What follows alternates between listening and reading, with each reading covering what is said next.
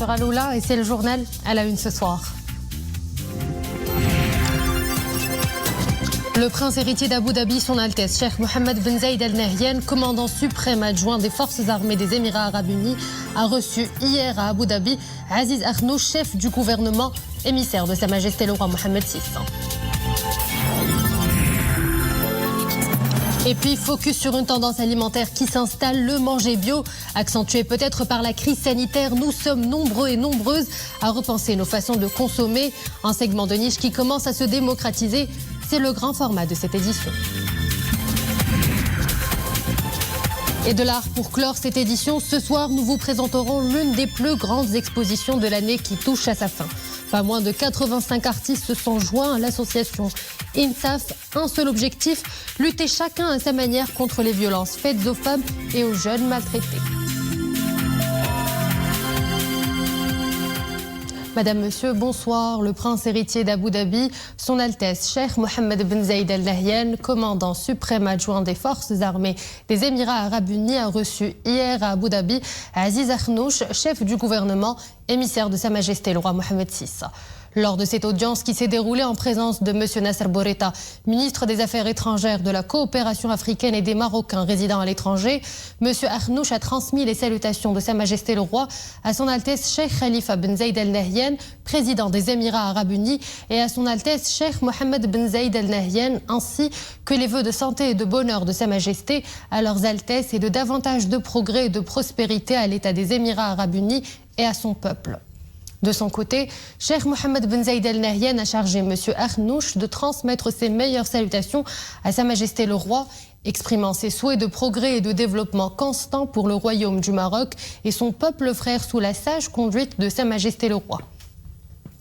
Les deux parties ont passé en revue les relations fraternelles solides liant les deux pays et les moyens de renforcer les divers aspects de la coopération, notamment dans les domaines de l'investissement et de l'économie. Elles ont également passé en revue la situation dans la région arabe et un certain nombre de questions régionales et internationales d'intérêt commun et ont échangé les points de vue à leur sujet.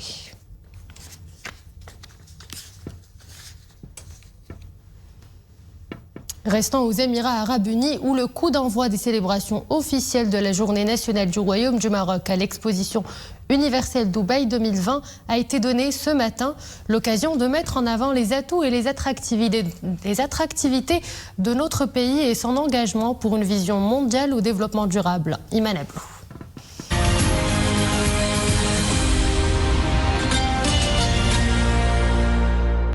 C'est l'un des plus grands rassemblements culturels dans le monde, l'exposition universelle Dubaï 2020. La première du genre à être organisée dans la région Moyen-Orient, Afrique, Asie du Sud. Un événement planétaire considéré comme un incubateur des idées les plus influentes pour faire face aux défis de demain. Ce matin, l'événement donne le coup d'envoi aux célébrations officielles de la Journée nationale du Royaume du Maroc. Ici, une délégation marocaine de haut niveau est présidée par le chef du gouvernement Aziz Akhnouch. Les célébrations reflètent la qualité des relations qui lie depuis toujours le Maroc au pays du Golfe, en particulier à l'État des Émirats arabes unis. Notre présence ici est une occasion de réitérer les profonds remerciements et gratitudes sincères du Maroc aux Émirats arabes unis et à l'ensemble des pays frères du Golfe pour leur soutien fort et infaillible à l'intégrité territoriale du Maroc et à la marocanité du Sahara.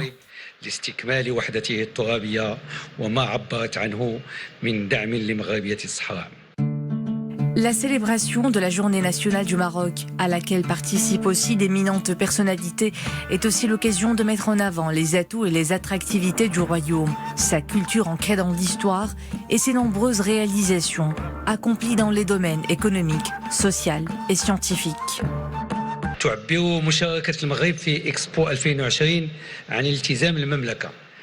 La participation du Maroc à l'Expo Dubaï 2020 reflète l'engagement du Royaume sous le leadership de Sa Majesté le Roi Mohammed VI à contribuer efficacement à enrichir le dialogue sérieux enclenché sur les plans régional et international pour un avenir plus sûr et plus prospère.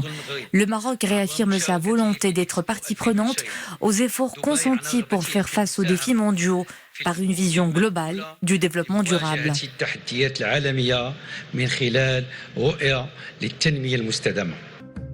Aménagé sous le thème « Héritage pour l'avenir », depuis des origines inspirantes vers un progrès durable.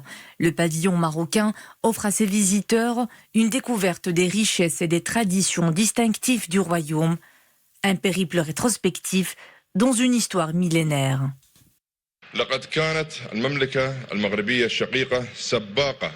Le Royaume du Maroc compte parmi les pays qui ont participé aux toutes premières expositions universelles du monde. En 1867, le Maroc prenait déjà part à l'exposition universelle de Paris. Je saisis cette occasion pour adresser mes remerciements, ma considération et toute ma gratitude à Sa Majesté le roi Mohammed VI pour la participation marocaine distinguée à l'Expo de Dubaï. Cette participation témoigne de la solidité des relations de coopération et de partenariat entre le Maroc et les Émirats arabes unis. À la place Wasl Square, le cœur battant de l'exposition universelle, l'événement connecte les esprits pour construire le futur. Le Maroc est à l'honneur et au rendez-vous pour partager sa vision ambitieuse d'un avenir durable et solidaire pour l'humanité. Covid-19, le nombre des contaminations à la hausse nous fait craindre le pire, d'autant plus que la nouvelle souche qui circule chez nous aussi, Omicron, se répand à une vitesse exponentielle, d'où l'impératif du strict respect des gestes barrières et du rappel vaccinal. Aswera, Zakaria Moukinbillah, Abdelghni Taharaoui et Iman Ablou. En attente de recevoir leur dose de rappel, ces souris ne cachent pas leur inquiétude suscitée par l'apparition du variant Omicron. La grande affluence des 2 premières doses n'est pas encore là, mais il ne saurait tarder. C'est ma 3e dose de vaccin. 6 mois après avoir reçu la 2e, j'ai reçu un SMS indiquant mon éligibilité à la dose de rappel. C'est aujourd'hui chose faite. La dose de rappel est plus que jamais nécessaire pour me protéger et protéger mes proches contre ce variant. La situation est aujourd'hui alarmante. D'après les spécialistes, l'injection de rappel renforce l'immunité du corps humain. Cette dose dite booster est devenue indispensable pour freiner la propagation du virus et faire face aux affections saisonnières qui plombent l'immunité. La majorité des cas positifs enregistrés dernièrement est soit non vaccinés, soit la 2e dose date de plus de 6 mois. C'est pourquoi j'invite les citoyens à se diriger vers le centre de vaccination le plus proche. Le vaccin permet d'éviter les formes graves.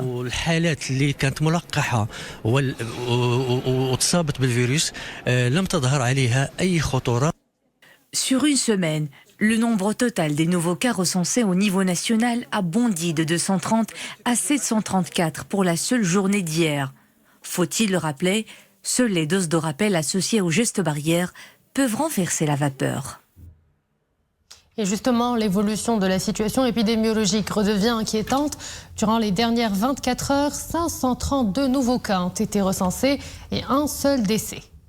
Au moment où la campagne vaccinale tente de gagner en cadence, le nombre des primo-vaccinés a atteint plus de 24 525 000 personnes. Celui des personnes ayant reçu 2 doses approche les 23 millions. Et puis, pour la dose de rappel, à peine un peu plus de 2 669 000 personnes. Et booster le système immunitaire passe également par nos assiettes. Le manger sain, une tendance alimentaire qui s'installe. Le bio est particulièrement prisé. Ces produits issus de l'agriculture ou de l'élevage biologique promettent moult bienfaits, un segment de niche qui se démocratise. Chaque année, des milliers d'hectares de l'agriculture biologique voient le jour au Maroc. Nous verrons tout cela dans un reportage tourné à Rabat par Adnan El-Harras et Mrim Lemissi. Pour faire ses mini-courses de la semaine, cette aficionada du manger sain a troqué les rayons conventionnels contre du bio. Soucieuse de sa santé, elle est plutôt à la recherche d'aliments de qualité. Je consomme exclusivement des fruits et légumes bio. Je viens chaque semaine m'en approvisionner.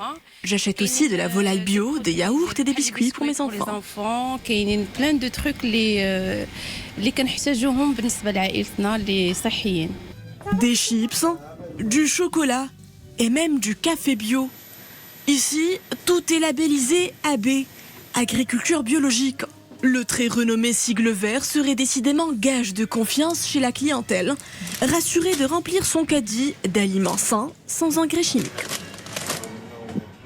Pour la directrice de ce magasin spécialisé du bio à Rabat, cette consommation responsable fait recette. On a une grande diversification de produits, que ce soit cosmétiques, que ce soit sans gluten. En termes de tickets par jour, on en fait entre 150 et 180 tickets par jour. Donc il y a une demande, il y a une grosse demande. Derrière ces demandes grandissantes, une nouvelle tendance d'alimentation s'invite sur nos assiettes voilà quelques années. Au Maroc, elle gagne de plus en plus d'adeptes. Parmi eux, nombreux sont ceux à se tourner vers un nutritionniste. Contrairement aux produits issus de l'agriculture conventionnelle, les produits bio ne renferment pas de pesticides. Donc, sur le plan santé, ils sont beaucoup plus sains. Sur le plan nutritionnel et composition nutritionnelle des aliments bio. Alors, généralement, il n'y a pas une grande différence nutritionnelle par rapport à la composition. La seule différence, c'est les conditions de production et la présence de ces pesticides et de ces produits chimiques qui peuvent être nocifs pour la santé. La filière commence à trouver sa place sur le marché marocain. En 2010, seulement 3000 hectares étaient cultivés en bio. Aujourd'hui, les fruits et légumes bio couvrent 11 000 hectares de la surface agricole nationale. Un marché à fort potentiel qui obéit à un strict arsenal juridique. Un ensemble de textes réglementaires régissent la filière du bio au Maroc. Cependant, la certification Bio Maroc devrait faire l'objet de contrôles rigoureux. Il est urgent de contrecarrer tout abus sur le marché national. Chez les petits producteurs, la transition vers l'agriculture biologique s'opère timidement. Une évolution, fruit de la stratégie du plan Maroc vert. De quoi démocratiser l'accès à ce marché de niche. Parlons art, c'est une exposition collective de tous les records, à commencer par celui des artistes qui participent. Pas moins de 85 peintres. Ils se sont volontiers associés aux actions de l'association INSAF pour venir en aide aux femmes et aux jeunes maltraités. Sofiane Brahimi et Dominique Orlando. De quelle manière ont-ils dû procéder pour réussir à réunir un nombre aussi élevé d'artistes, soit pas moins de 85 pour cette exposition, de la façon la plus simple qui soit, en commençant par les contacter un après l'autre. Ça a été magique. Je me suis permis d'appeler des personnes que je ne connaissais pas, des peintres connus. Et j'ai essayé de les convaincre. Et j'ai eu beaucoup de joie parce que beaucoup m'ont répondu avec beaucoup de bienveillance, beaucoup d'attention. Ils m'ont écouté, ils m'ont répondu et beaucoup nous ont donné. Donner gracieusement une toile ou bien deux pour offrir un vrai relief à l'action soutenue depuis plusieurs années par l'association INSAF qui lutte contre la précarité des femmes en détresse et des enfants en difficulté. Le ministère de la Jeunesse, de la Culture et de la Communication, le département de la Culture surtout, c'est dans ce sens que nous avons soutenu cette opération par l'acquisition d'une partie de ces œuvres, justement pour notre propre collection, la collection du ministère, mais aussi pour dire que notre département, il est là, et c'est une de ses missions aussi, c'est d'encourager les expositions et la diffusion des œuvres d'art. C'est très important pour moi de soutenir l'association INSAF parce qu'elle est pour la bonne cause, celle des femmes qui sont en détresse et des enfants de ces femmes-là qui sont en détresse. Et justement, ce tableau, je pense qu'il exprime assez bien la situation de certaines femmes ici au Maroc et partout ailleurs dans le monde, qui sont souvent des femmes qui sont soit maltraitées, soit abusées, qui n'ont pas de voix. C'est pour ça que cette femme elle a cette bulle, mais qu'on voit rien dans cette bulle-là, parce qu'on ne l'entend pas. J'étais très ravie, très heureuse, parce que ça me permet quand même d'aider avec des moyens qui me sont permis d'aider une cause qui est noble. Donc le fait de pouvoir faire ça, déjà, c'est un bonheur et un honneur aussi pour moi. Donc j'ai été ravie et j'étais partante. Et j'étais même partante je leur ai même proposé des ateliers. Pour des femmes, justement, pour ces femmes-là, des ateliers, même après l'exposition, si c'est possible de leur faire des ateliers de telle façon à ce qu'elles acquièrent aussi des techniques et pourquoi pas un métier. Autant de bonne volonté qui viennent confirmer la très grande générosité des artistes eux-mêmes. Les 2 années qui nous précèdent n'ont pourtant pas été favorables à leur plein épanouissement. Il n'empêche, il s'agissait d'un devoir pour eux d'être ici présents. Retour à Dubaï où, à la marge des célébrations officielles de la Journée nationale du Royaume du Maroc, l'équipe de voltige Marche Verte des Forces armées royales a livré ce matin dans le ciel dubaïote un spectacle époustouflant. L'escadrille a enchaîné une série de chorégraphies et d'acrobaties millimétrées pour le plus grand bonheur des visiteurs de l'expo.